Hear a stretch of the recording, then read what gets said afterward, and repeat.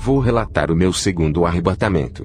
Antes de começar a falar, fui testado várias vezes, estava sem dinheiro. Passando na rua, um rapaz deixou cair sua bolsa no chão. Tinha uma quantia alta em dinheiro. Eu peguei a sua bolsa, corri até ele e entreguei. Poderia ser até $1 que eu entregaria, pois o dinheiro não era meu, e pertencia a outra pessoa. Ele passaria a ser meu se o dono do dinheiro me desse. Outro dia fui no mercado, comprei algumas coisas, e quando fui pagar, a moça me passou o troco a mais. Eu disse, moça, está errado o troco, e devolvi o restante do dinheiro. Tudo isso eu tenho aprendido com o Espírito Santo, a ser justo e honesto com as pessoas. Eu fiquei doente, e o demônio da morte rodeava a minha cama. Fiquei apavorado enquanto minha febre só aumentava. A minha esposa disse, o que você está vendo? Eu disse, eu vejo o monstro da morte, ele veio me buscar, cuide das crianças, o meu dia está contado, eu vou morrer. Ela me respondeu, pare de dizer essas coisas, a sua hora não chegou ainda. Eu respondi, eu não entendo, por que não veio um anjo de Deus me levar? Veja o anjo da morte, será que eu perdi a minha salvação? Ela me respondeu, é claro que não, se você que é um homem fiel a Deus não se salvar, quem dessa casa irá se salvar? Talvez esse monstro não vai te levar porque Deus não quer, ele está te colocando medo. Quando a minha esposa foi dormir, eu dobrei os meus joelhos repreendendo o anjo negro que estava ao redor da minha cama. Ele veio até a mim e tocou o meu corpo. Senti os pelos de suas mãos e de suas unhas. O meu corpo ficou congelado. A minha cabeça doeu. Parecia que tinha gelo dentro dela. Caí com o rosto no chão, e meu espírito saiu para fora do meu corpo. Aquele gelo que senti era o gelo da morte, onde o corpo perde o calor ficando frio. O anjo da morte pegou o meu espírito e levou para o inferno. Hoje eu posso dizer, quem morre sem Cristo, é levado por um monte de criaturas negras que parecem anjos. O anjo da morte é um principado. Ele comanda uma legião de anjos negros parecendo sombras. Posso dizer que esses demônios agem como ceifeiros. Suas funções são carregar as almas para o inferno. Milhões desses ceifeiros agem nos 4 cantos do mundo. Quando eu estava no inferno, fui deixado lá pelo príncipe da morte. Ele é o líder desses ceifeiros. Ele mesmo se encarregou de levar a minha alma. Eu senti muito medo dele, devido ao jeito que ele me arrastava. Ele me deixou em um vale escuro, onde labaredas de fogo queimavam ossos de pessoas na qual esses ossos nunca se queimavam. Me senti sozinho e condenado. Uma mulher a qual eu conhecia, andava dentro daquelas chamas. Ela estava vagando eternamente pelo inferno. O fogo queimava o seu corpo. Essa mulher trabalhava na mesma empresa em que eu tinha trabalhado antes de ser comerciante. Era triste para mim ver o seu corpo sendo consumido. Ela estava nua, e não tinha mais gargantas para gritar. Só saía lágrimas de seus olhos. O anjo de Deus desceu até mim, pois a minha esperança de salvação havia acabado. Eu pensava comigo mesmo, vou ficar nesse lugar preso para sempre. O anjo do Senhor me levou no complexo industrial no inferno, onde vi demônios fabricando batons através de sangue de morcegos do inferno. Esse sangue de morcegos fervia nos caldeirões do inferno. Saía dos caldeirões barras vermelhas, e para mudar as cores da barra, eles acrescentavam algo a mais dentro dos caldeirões cheios de sangue. As colorações dos batons ficavam diferentes quando eles acrescentavam algo a mais para o batom ficar preto. Eram acrescentados urubus infernais dentro dos caldeirões, para dar a cor roxa.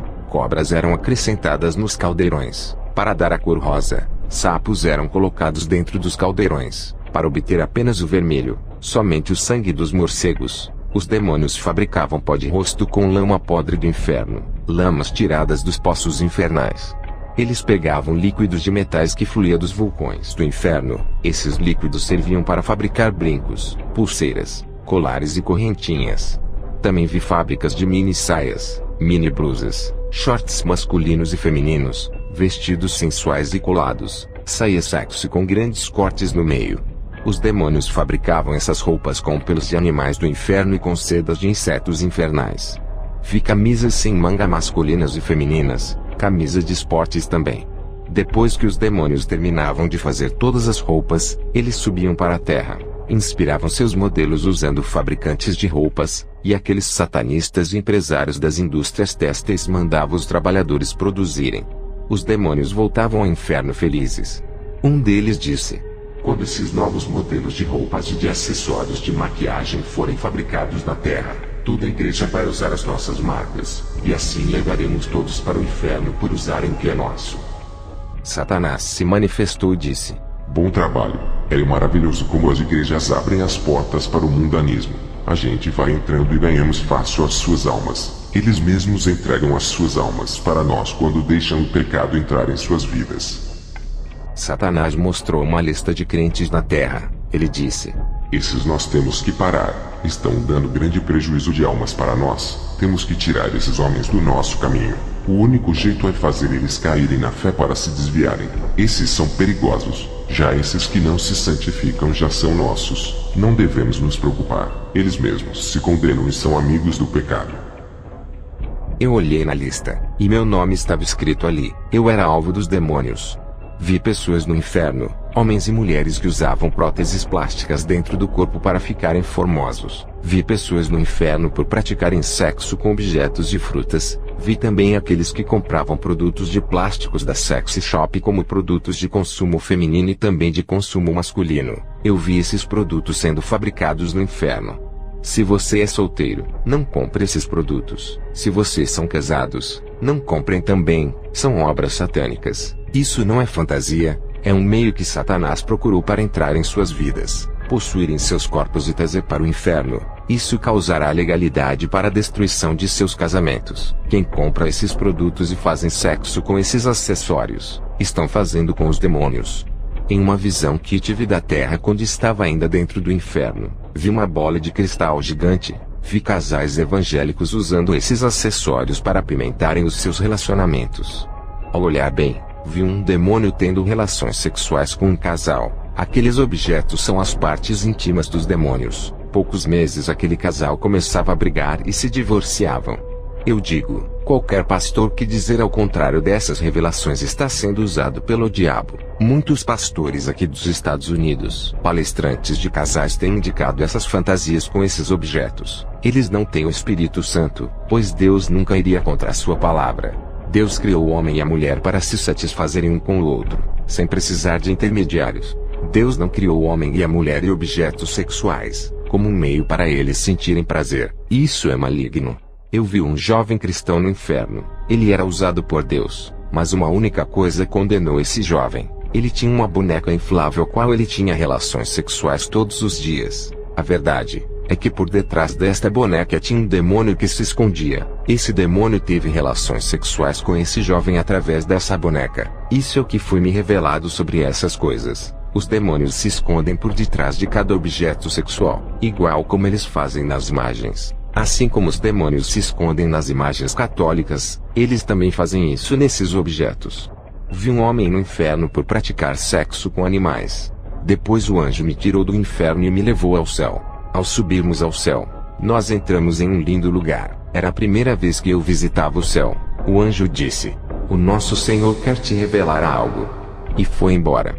Jesus veio até a mim e disse: "Meu filho, está fazendo um ótimo trabalho na terra. Nunca saiu da minha direção. Tem algo que tu irás fazer. Se tu fizeres, irás sair da minha direção." Eu disse: "Senhor, o que eu irei fazer que me fará sair da tua direção?" Ele me respondeu: "Tu irias fazer vasectomia para não ter mais filhos. Isso seria seu maior pecado diante de mim. Tu desistisses com medo de ter complicação. Incentivou a sua esposa a fazer laqueadura e ela fez. Isso não me agradou. Tu incentivaste a minha serva a picar contra mim." Em 1 Coríntios 6,19 diz: "Ou não sabeis que o vosso corpo é o templo do Espírito Santo, que habita em vós, proveniente de Deus, e que não sois de vós mesmos?" Ele dizia: "Ai daqueles que destruírem esse templo, perdoarei a sua esposa por causa de sua inocência, mas todo aquele que ficar sabendo dessa verdade e destruir aquilo que eu criei, não será tomado por inocente." Cirurgias plásticas e enfeites me abominam. Não importa o quão belo seja a mulher ou um homem na aparência, a beleza que me agrada provém da alma e do espírito. Eu olho a santidade. Não considero a beleza física que atrai o mundo e não a mim. Aquele que pratica o pecado da vaidade para ser atraente, se torna horrível para mim. O seu coração está manchado de vaidade, revelando seu verdadeiro interior. A vaidade são obras inventadas das mãos dos homens, e tiram a minha imagem e semelhança. Esse pecado deforma o homem e a mulher. Avise para todos os ministérios que for. Diga para todos que o homem não tem poder de transformar ninguém. Eu transformo. Os seus papéis são de evangelizar e não de mudar. Sou eu quem faço a obra nos corações. Não é por força, nem obrigando a andarem nos meus preceitos. Não julguem ninguém. Apenas preguem, e preparem o terreno para eu trabalhar. Arrancarei a raiz do mal dos corações. Usem apenas a minha palavra para limpar os terrenos. Usem a minha palavra para plantar a semente boa e reguem. Eu darei o crescimento. Diga para os que forem evangelizar, para orar todos os dias e não deixarem de andar em meus caminhos. Colocarei vontade para eles renunciarem ao mundo. Eles se libertaram por amor, não por obrigação. Trabalharei em seus corações.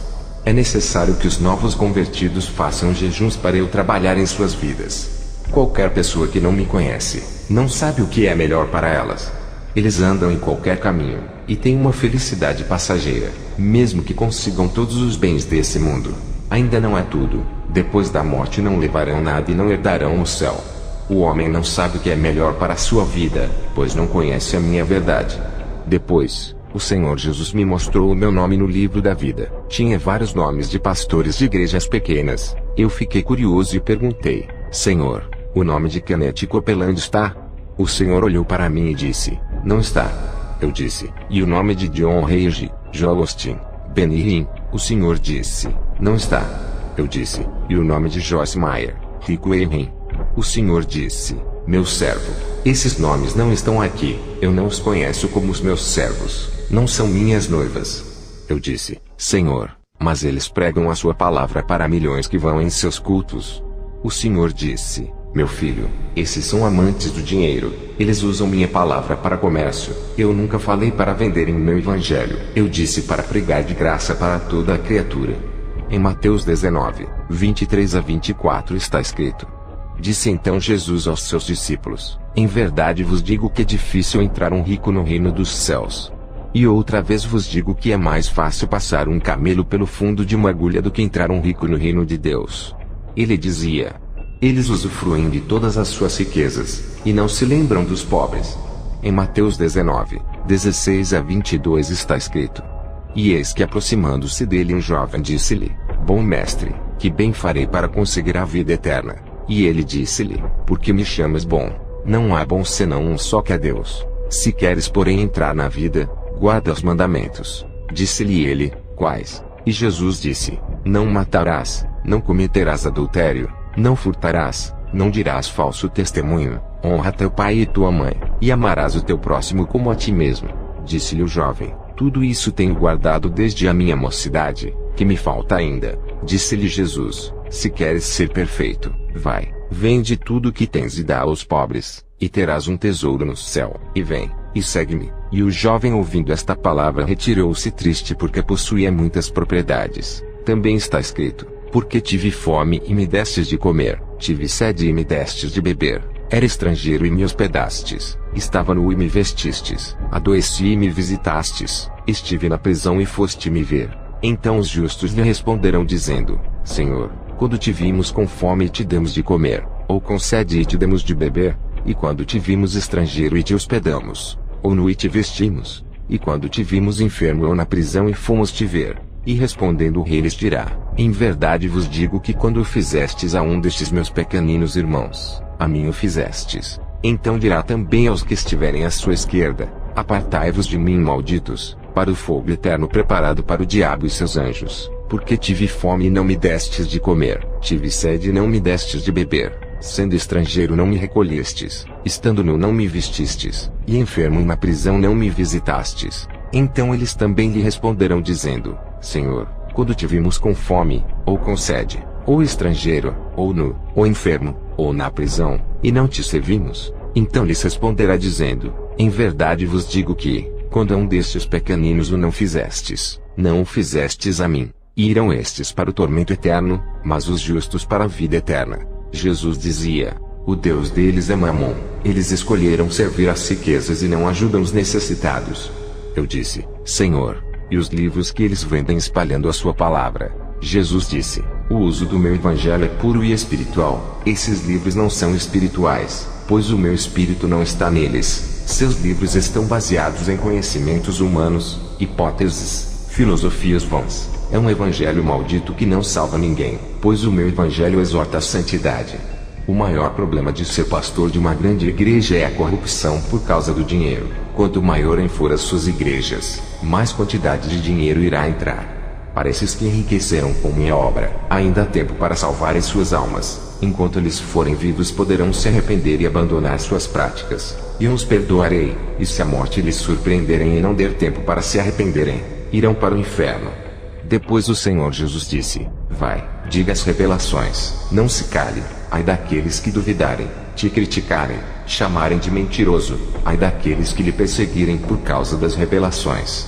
Quando o Senhor Jesus falou essas palavras, eu estava em minha cama. Eram 7 horas da manhã. Minha esposa Kemi Atsushi estava dormindo. Eu tive esse arrebatamento às 3 da madrugada e voltei às 7 da manhã. Tinha mais uma missão em relatar esse testemunho por onde eu passasse. Depois do arrebatamento, fui em uma viagem missionária no Chile. Ao chegar lá, fui convidado a ministrar em várias igrejas. Graças ao Senhor Jesus eu tinha recebido alguns dons, e a minha autoridade espiritual aumentava. A partir do momento que a minha intimidade com o Espírito Santo crescia, eu passei a orar várias vezes por dia, pois queria sentir a presença de Deus na minha vida. Quanto mais eu orava, sentia gozo, paz e alegria ao me santificar mais e mais. A unção caía na minha vida mais forte. Passei a ter muita autoridade quando fazia o clamor nas igrejas. Grande parte das igrejas caíam possessas. Dentro das igrejas via demônios de várias formas, e os anjos trabalhando dentro das igrejas. Percebi que os demônios rodeavam os corpos das pessoas, e quando encontravam a casa vazia entravam dentro. As possessões não eram pelo corpo inteiro. Eu vi pessoas sendo possuídas apenas por uma parte de seu corpo. Isso existe realmente. Se você não entregou a sua vida por completo. Tem pessoas que ainda não converteu seus cabelos. Vi demônios alfinetes entrando dentro dos fios de cabelos das mulheres evangélicas. Mulheres que não converteram suas unhas. Vi demônios entrando em seus dedos. Em um culto de libertação, eu expulsava um demônio. Ele não saía. Percebi que o demônio não estava dentro do corpo da mulher. Estava nas mãos. Eu expulsei. Outra mulher estava com o demônio dentro de seus pés. Ela pintava as unhas dos seus dedos dos pés. Mulheres evangélicas que se maquiavam. Vi demônios agregados em seus rostos. Naquele momento, percebi que existe possessão parcial. Essas possessões são causadas por demônios de 3 a 5 centímetros de comprimentos. Eles possuem apenas uma parte do corpo. Já expulsei um mini demônio que estava dentro do estômago de um irmão. Era esse demônio que causava dores e sangramento. Os médicos não conseguiam localizar a enfermidade, pois era um demônio que havia se alojado dentro do estômago dele, e foi expelido pelo poder de Deus. Quando falo dessas coisas, pastores dizem para mim: isso é loucura. Imagine demônios possuírem os cabelos das pessoas por causa de uma tinta. Eles não acreditavam. Satanás vedou seus olhos espirituais. Em 2 Coríntios 4, 3 a 4 diz: mas se ainda o nosso evangelho está encoberto, para os que se perdem está encoberto, nos quais o Deus deste século cegou os entendimentos dos incrédulos, para que lhes não resplandeça a luz do evangelho da glória de Cristo, que é a imagem de Deus. Eu tenho o dom da visão. Eu vejo o mundo espiritual.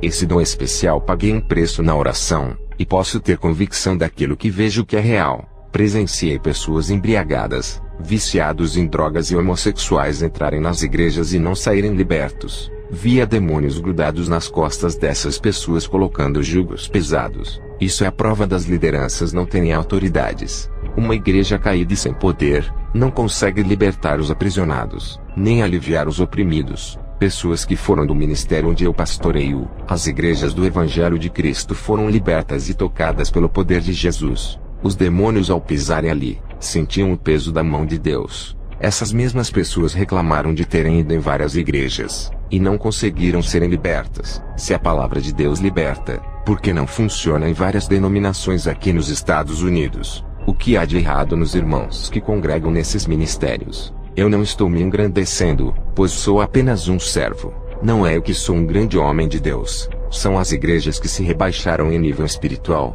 Apenas faça o que a Bíblia manda fazer. Se na sua cidade não tem uma igreja aprovada por Deus que tem a autoridade de Jesus para libertar, você tem que fazer a sua parte, orar, jejuar, se libertar e se santificar.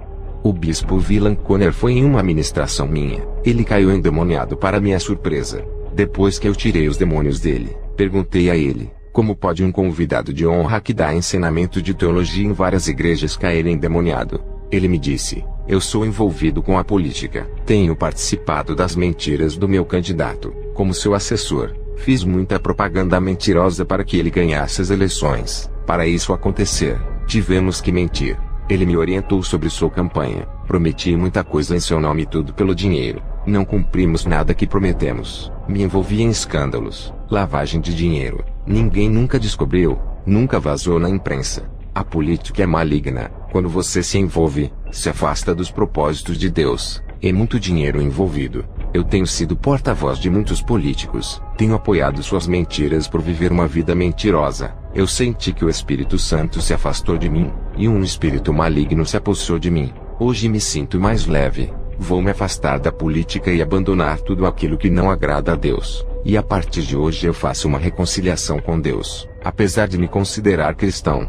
Depois do bispo Villan ter voltado para Jesus, comecei a ir em várias igrejas, pegava o microfone e começava a orar e pessoas caíam possessas, pessoas evangélicas caíam com demônios. Todas essas igrejas ficaram envergonhadas por esses fatos terem acontecido. Por conta disso, rejeitei vários convites para não constranger os irmãos. Até que um dia, o Espírito Santo me cobrou. Algo sobrenatural aconteceu. Nunca tinha visto algo extraordinário. Minha visão espiritual se abriu e contemplei um homem. Seu corpo resplandecia como o sol. Eu não conseguia fixar meus olhos, pois o brilho ofuscava os meus olhos. Se eu insistisse em olhar para esse homem, ficaria cego. Meus olhos de carne não suportariam tanta glória. Ele foi diminuindo todo aquele resplendor de seu corpo. Eu passei a olhar diretamente para ele. Mesmo assim, não conseguia ver o seu rosto.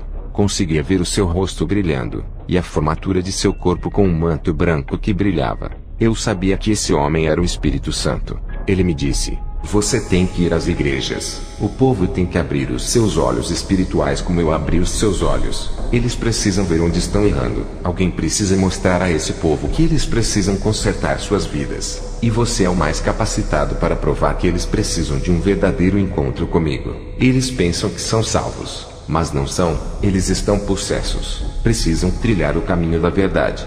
Depois dessas revelações pensei comigo, não há como essas pessoas serem salvas se estão possessas. Eu com a minha teimosia não fui. Mais uma vez, o Espírito Santo me disse, tu achas que está envergonhando esse povo? Mas o Espírito Santo me revelou dizendo, digo para ti homem, todas as igrejas onde tu colocaste os teus pés houve resultados. Aqueles que caíram possessos estão consertando as suas vidas. Depois do aviso do Espírito Santo, mais uma vez rejeitei o convite para ministrar em uma igreja. No outro dia eu estava acamado cheio de dores pelo corpo. Um ser maligno apareceu para mim na madrugada e deu gargalhadas. Eu perguntei, quem é você? A minha esposa Camila estava dormindo e não ouviu. Ele disse, eu sou Satanás, o próprio, vou te pegar. Eu perguntei, o que você quer na minha casa? Ele disse, vou te parar, odeio seu ministério de libertação. Tenho perdido muitos crentes por tua causa. Eu vou lhe pegar um dia. Ainda vou ganhar a sua alma. Ela é valiosa para mim. Tenho premiado vários demônios para ganhar a sua alma. O demônio que conseguiu ganhar a sua alma ganhará prêmios no inferno. Você ainda vai querer me enfrentar? Eu estou lhe dando uma oportunidade para você desistir do ministério de libertação. Eu posso lhe dar o seu galardão. Eu disse, cala a boca, Satanás. Você é um derrotado, porque você está tão preocupado comigo. Por acaso está perdendo? Ao dizer isso, Satanás me respondeu, é verdade, você é um incômodo. Por essa razão, eu vim pessoalmente até você. São poucos os feiticeiros que me viram, somente os de grande escalão. Eles anseiam em me conhecer. Você tem um privilégio hoje. Eu te dou o galardão hoje se fizer um pacto comigo, uma aliança de sangue hoje.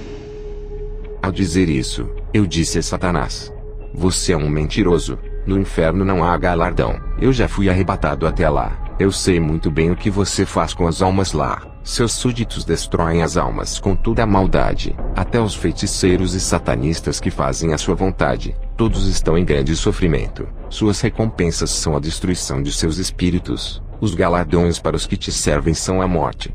Satanás, ao ver que eu refutei, continuou a dizer, eu posso te dar um trono no inferno. Sentarás ao meu lado e governarás comigo. Eu disse a ele, o seu reino está desmoronando. Em breve estará no lago de fogo. Satanás, não convencido, fez aparecer uma mala cheia de dinheiro. Ele disse: Não quero um reino no inferno. Vou lhe dar um reino na terra. Posso lhe fazer famoso. Te dou fama, riqueza e sucesso. Não precisa parar de ser cristão. Faz um pacto comigo e te dou essa mala de dólares. Te farei o pregador mais famoso dos Estados Unidos. Veja agora a sua vida. Tu não és reconhecido por ninguém apesar de ter muitos dons. Não é valorizado com esses dons. Tu podes ir além. Terá os melhores apartamentos. As grandes igrejas te reconhecerão. Até o presidente reconhecerá sua fama. Ele o convidará para almoçar. Você irá pregar para as celebridades, pessoas famosas e importantes. Só lhe peço uma coisa: não trabalhe com libertação, apenas ensine a palavra. Não ore com fervor. Substitui a oração pela teologia. Depois desse pacto ganhará muito dinheiro. Você irá se arrepender e pedir perdão para o seu Deus e ainda ser salvo. Olhe que vantagens. Isso é uma maravilha.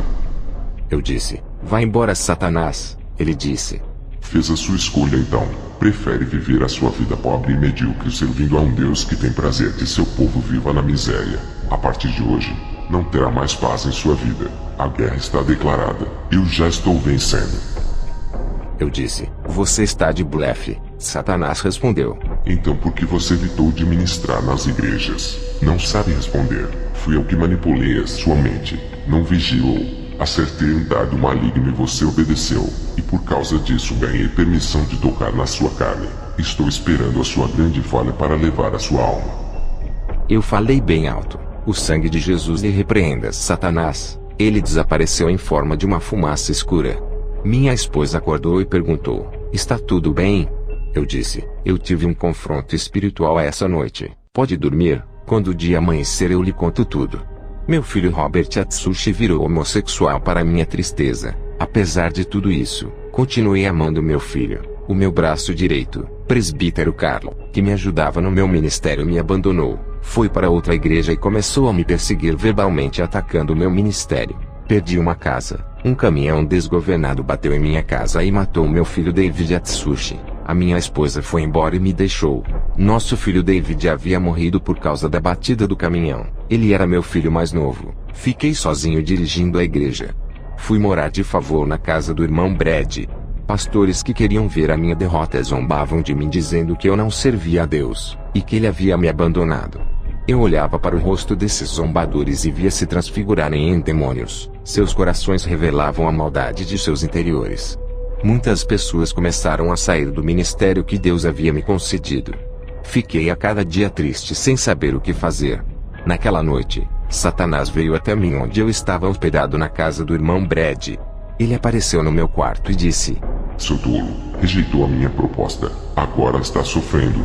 Você recusou a minha oferta. Vai morrer na miséria. O seu Deus não se importa contigo. Se ele se importasse, não lhe deixaria nessa situação. Ele é um Deus bom e eu sou mau, apesar de lhe oferecer conforto, bondade e riquezas.